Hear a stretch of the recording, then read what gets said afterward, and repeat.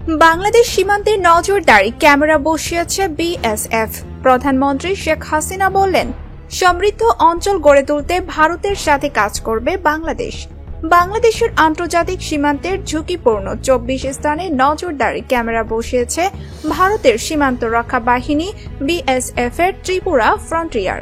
খবর ইকোনমিক টাইমসের।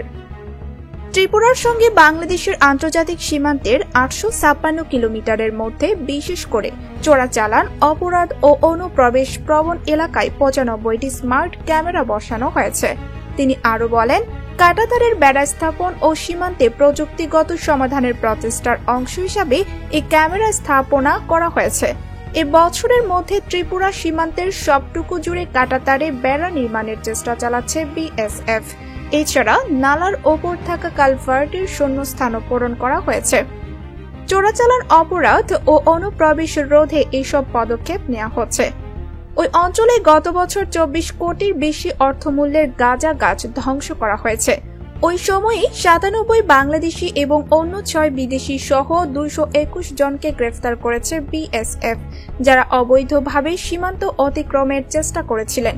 এর আগের বছর 128 জনকে আটক করে সীমান্ত রক্ষা বাহিনী।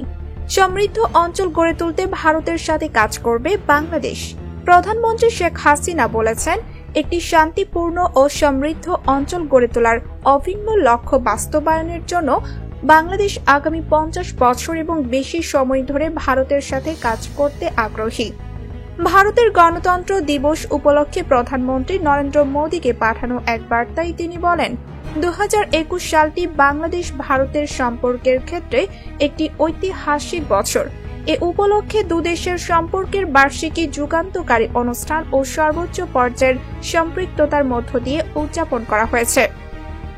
ভারতের গণতন্ত্র দিবস উপলক্ষে বাংলাদেশ সরকার, জনগণ ও নিজের পক্ষ থেকে শেখ হাসিনা ভারতের প্রধানমন্ত্রী ও জনগণকে উষ্ণতম শুভেচ্ছা ও আন্তরিক অভিনন্দন জানান।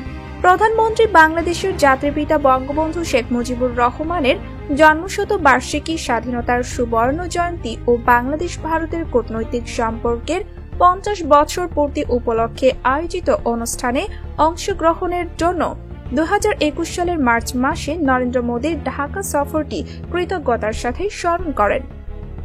1971 সালে বাংলাদেশের মহান মুক্তিযুদ্ধে ভারত সরকার ও জনগণের সমর্থনের ব্যাপারে বলেন, এটা দুদেশের মধ্যে একটি অনন্য সম্পর্কের ভিত গড়ে দিয়েছে।